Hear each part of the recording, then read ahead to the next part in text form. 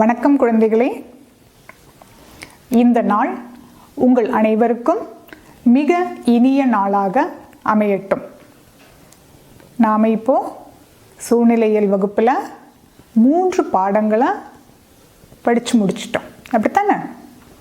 விடுதலையை நோக்கின்ற 3வது பாடம் முடிந்து இப்போ நம்ம பறவைகளின் விந்தை உலகம் அப்படின்ற 4வது பாடத்துக்கு போகிறோம்.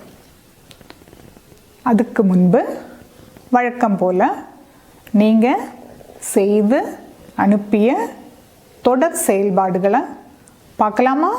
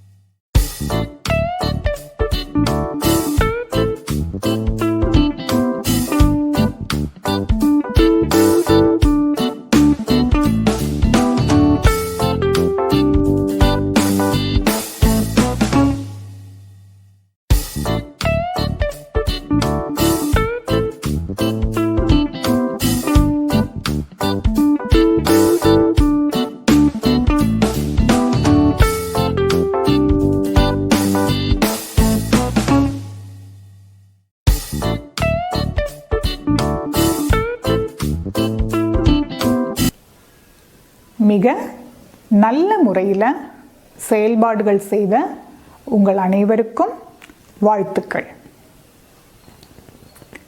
சரி, இனி நம்ம கொஞ்ச நேரம் பேசலாம்.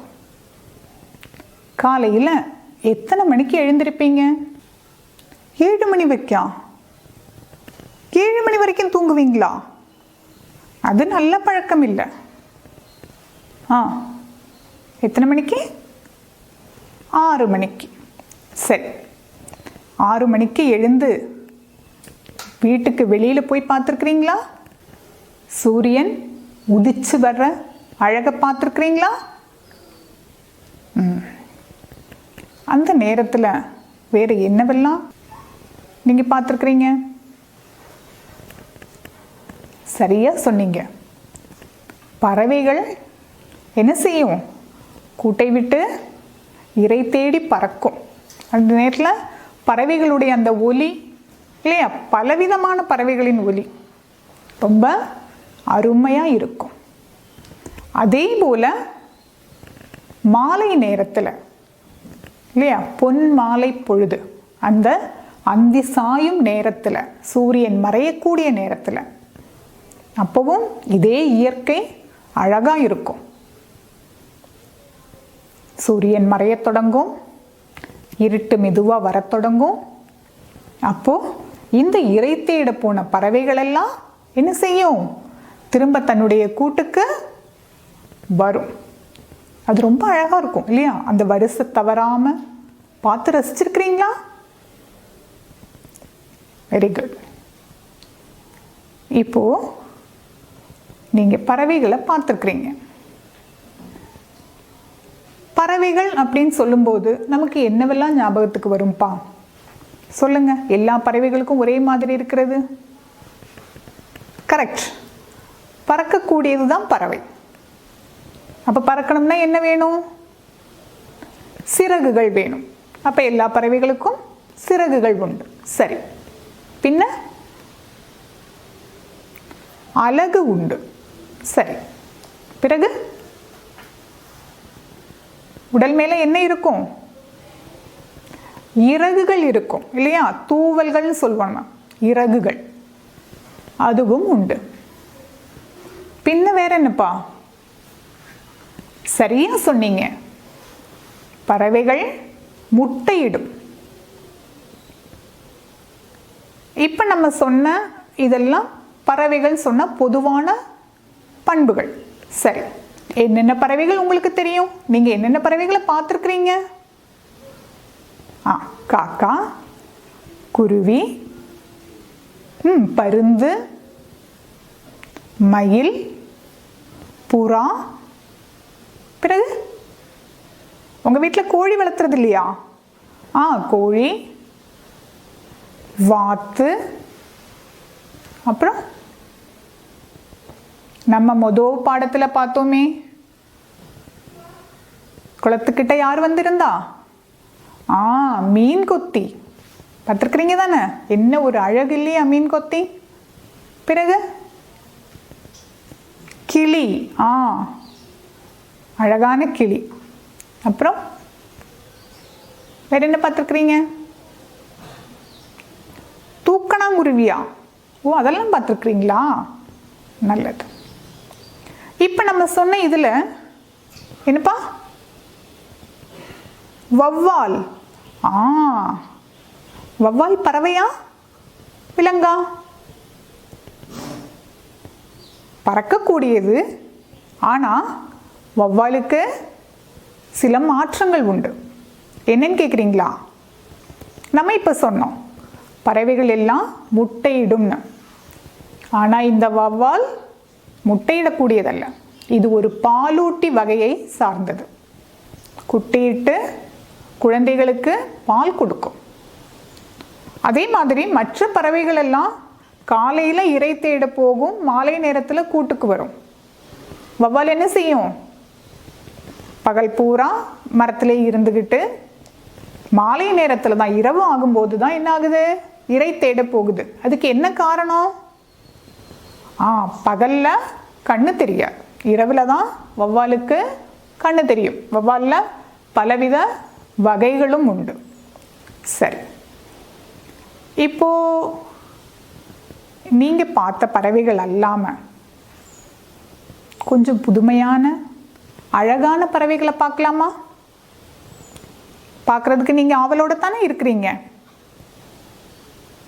இப்போ நீங்க பார்க்க போற இந்த பறவைகளுடைய புகைப்படங்களை எடுத்தவர் பாலக்காடு மாவட்டம் சித்தூர் பிஆர்சியில் ஒருங்கிணைப்பாளராக பணியாற்றக்கூடிய திரு கிருஷ்ணமூர்த்தி ஐயா அவர்கள். இவர் பறவைகளை கண்காணிப்பதில் ஆர்வமுடையவர். அவர் எடுத்த பறவைகளின் தொகுப்பை நமக்கு பார்க்கலாமா?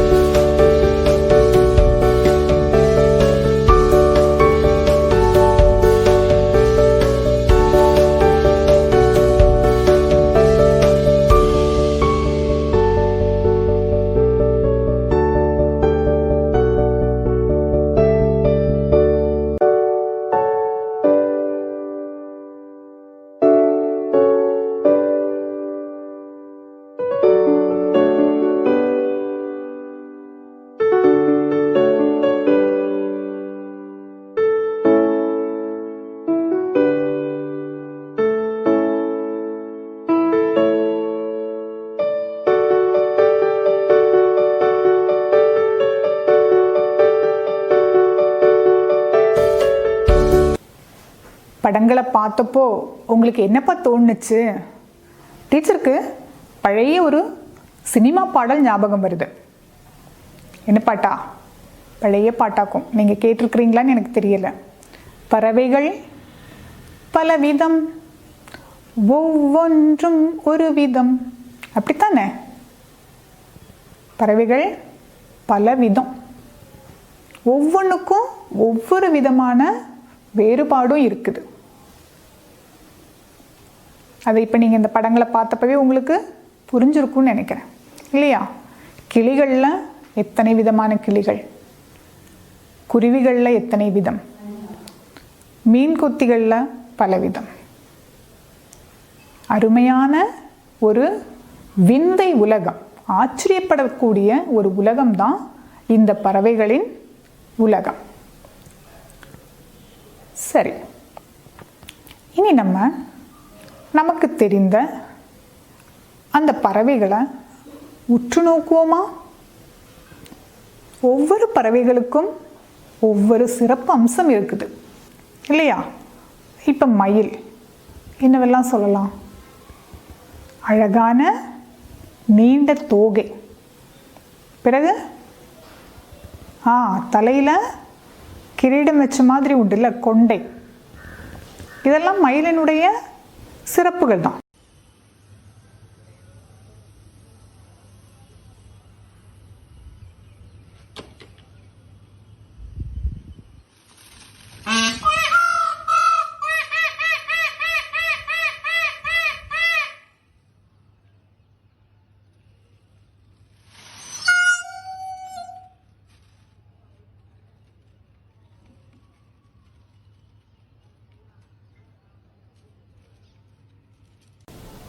மழை வரும்போது நடனமாடும், இல்லையா? நடனமாடக்கூடிய பறவையாக்கும். சரி, இனி இப்போ நம்ம போன பாடத்தில், அதாவது நம்முடைய முதல் பாடத்தில் நம்ம விலங்குகளும் சுற்றுச்சூழலில் உள்ள அதெல்லாம் நம்ம பார்க்கும்போது தகவமைப்புகள் அப்படின்னு சொல்லி பார்த்தோம், இல்லையா? அதில் நம்ம வாத்தை பார்த்தோம். வாத்தினுடைய தகவமைப்பு என்ன படித்தோம்? அதில் அதனுடைய கால் விரல்களுக்கு இடையில் ஜவ்வு மாதிரி உண்டு, இல்லையா? ஜவ்வு உண்டு. அதற்கடுத்து அதனுடைய தூவல்களில் எண்ணெய் மயம் உண்டு. ஏன்? நீந்துவதற்கு ஏற்ற மாதிரி. அதே மாதிரி இப்போ பருந்துக்கு என்னவெல்லாம் சொல்லலாம்? சிறப்பு தகவமைப்புகள்னு சொல்லலாம். பருந்து எது சாப்பிடும்? மாமிச உணவுகளை, இல்லையா? அப்போது அதை கிழித்து சாப்பிட்றதுக்கு ஏற்ற மாதிரி அதனுடைய கால் விரல்களும் அதனுடைய அலகும் எப்படி இருக்குது? கூர்மையாக இருக்குது. அடுத்து இரையை கவ்வி பிடிப்பதற்கு ஏற்ற மாதிரி உள்ள வலிமையான விரல்கள், இல்லையா? கால் விரல்கள் ரொம்ப வலிமையானது. அதே மாதிரி அதனுடைய அந்த அலகும் வளைந்த அலகு, கூர்மையான அலகு, மிகவும் வலிமை வாய்ந்த அலகு. சரி, இப்போ நம்ம மீன் கொத்தி எடுத்துக்கிறோம். அதனுடைய அந்த அலகு எப்படி இருக்குது? நீளமாக, மீன் பிடிக்கிறதுக்கு ஏற்ற மாதிரி. சரி, மரங்குத்தியினுடைய அலகு வலிமை வாய்ந்தது. ஏன்? அது மரத்தை துளையிட்டு வேணும் அதனுடைய கூடு உண்டாக்குறதுக்கு. அப்போது மரங்குத்தியினுடைய அலகு மிக வலிமையானதாக இருக்கு. இனி கொஞ்சம் பறவைகளுடைய வீடியோ பார்க்கலாமா? காட்சிகள் உங்களுக்கு பிடிக்கும்.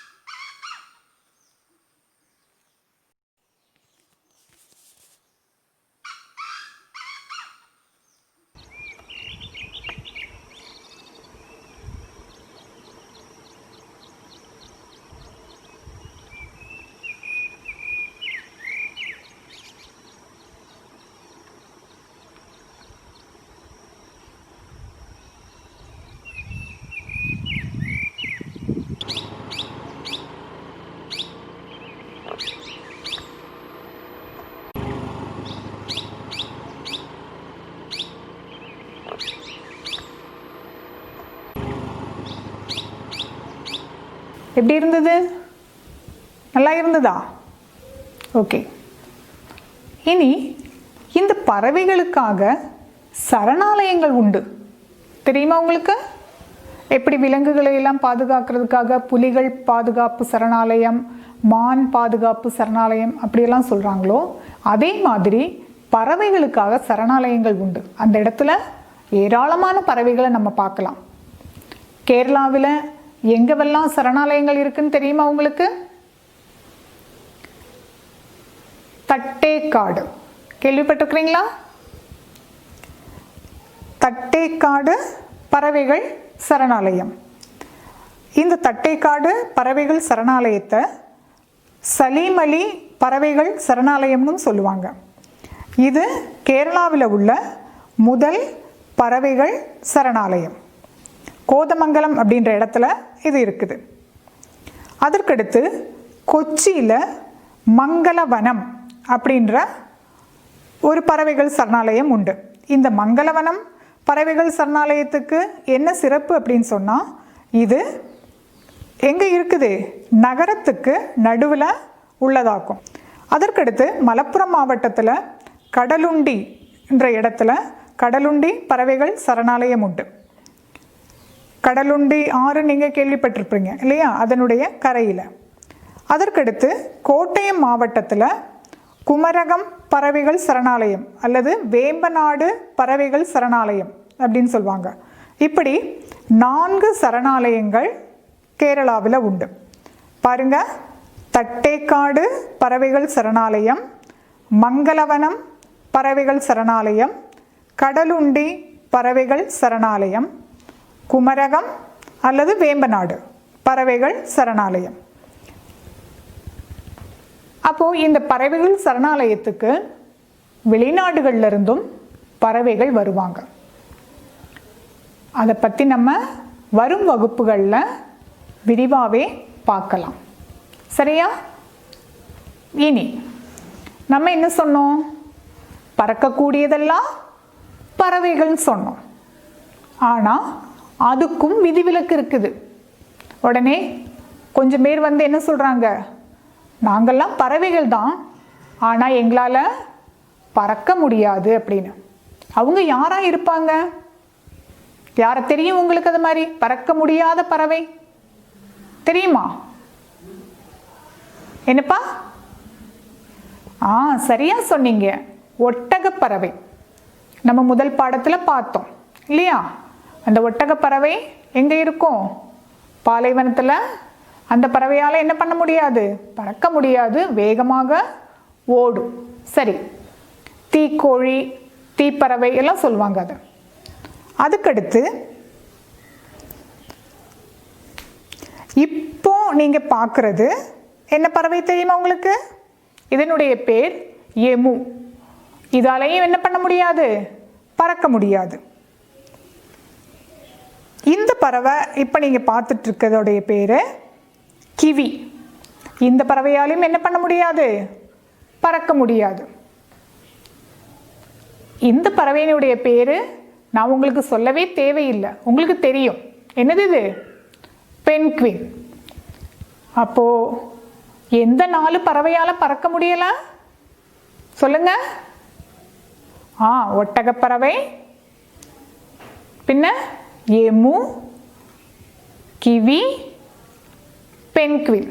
இந்த 4 பறவைகளாலும் என்ன செய்ய முடியாது?